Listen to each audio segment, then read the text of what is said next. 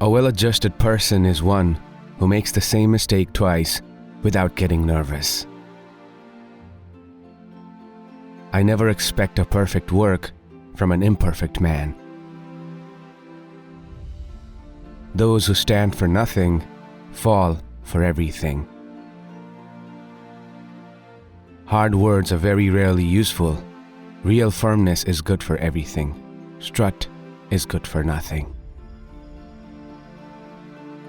Experience is the oracle of truth, and where its responses are unequivocal, they ought to be conclusive and sacred. We must make the best of those ills which cannot be avoided. Men give me credit for some genius. All the genius I have is this: when I have a subject in mind, I study it profoundly. Day and night it is before me. My mind becomes pervaded with it. The effort which I have made is what people are pleased to call the fruit of genius. But it is only the fruit of labor and thought. I have thought it my duty to exhibit things as they are, not as they ought to be. Nobody expects to trust his body overmuch after the age of 50. You should not have taken advantage of my sensibility to steal into my affections without my consent. I have learned to hold popular opinion of no value. Give all the power to the many, they will oppress the few. Give all the power to the few, they will oppress the many. Why has government been instituted at all?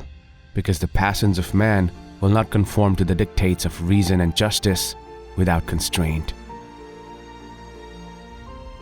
Vigor of government is essential to the security of liberty. Dangerous ambition more often lurks behind the specious mask of zeal for the rights of the people than under the forbidden appearance of zeal for the firmness and efficiency of government. Real liberty is neither found in despotism or the extremes of democracy, but in moderate governments. The inquiry constantly is what will please, not what will benefit the people.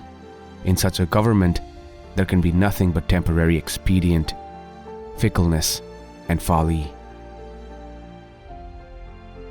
The rights of neutrality will only be respected when they are defended by an adequate power. A nation despicable by its weakness forfeits even the privilege of being neutral. Government implies the power of making laws. It is essential to the idea of a law that it be attended with a sanction, or in other words, a penalty of punishment for disobedience. A national debt, if it is not excessive, will be to us a national blessing. The government is frequently and aptly classed under two descriptions: a government of force and a government of laws. The first is the definition of despotism, the last of liberty. All communities divide themselves into the few and the many. The first are the rich and well-born, the other the mass of the people. There is a certain enthusiasm in liberty that makes human nature rise above itself, in acts of bravery and heroism. Men often oppose a thing merely because they have no agency in planning it, or because it may have been planned by those whom they dislike. The honor of a nation is its life. The sacred rights of mankind are not to be rummaged for among old parchments or musty records. They are written as with a sunbeam in the whole volume of human nature by the hand of the divinity itself, and can never be erased. The passions of a revolution are apt to hurry even good men into excesses. Men are rather reasoning than reasonable animals, for the most part governed by the impulse of passion. In the general course of human nature, a power over a man's subsistence, amounts to a power over his will. There are seasons in every country when noise and impudence pass current for worth, and in popular commotions especially, the clamors of interested and factious men are often mistaken for patriotism. I consider civil liberty is a genuine, unadulterated sense as the greatest of terrestrial blessing. I am convinced that the whole human race is entitled to it, and that it can be wrested from no part of them without the blackest and most aggravated guilt.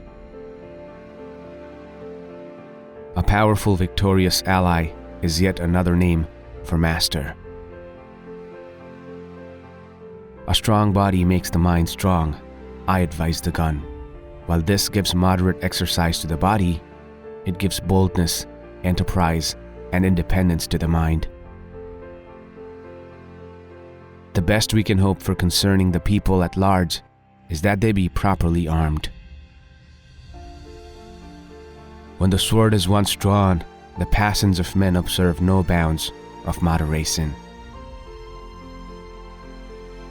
Safety from external danger is the most powerful director of national conduct. Even the ardent love of liberty will, after a time, give way to its dictates. Let us recollect that peace or war will not always be left to our option, that however moderate or unambitious we may be, we cannot count upon the moderation or hope to extinguish the ambition of others. The militia is a voluntary force, not associated or under the control of the states except when called out. A permanent or long-standing force would be entirely different in makeup and call. A tolerable expertness in military movements is a business that requires time and practice. It's not a day or even a week that will suffice the attainment of it. The president and government will only control the militia when a part of them is in the actual service of the federal government. Else, they are independent and not under the command of the president or the government. To all general purposes, we have uniformly been one people, each individual citizen, everywhere enjoying the same national rights, privileges, and protection. Constitutions should consist only of general provisions. The reason is that they must necessarily be permanent and that they cannot calculate the possible change of things.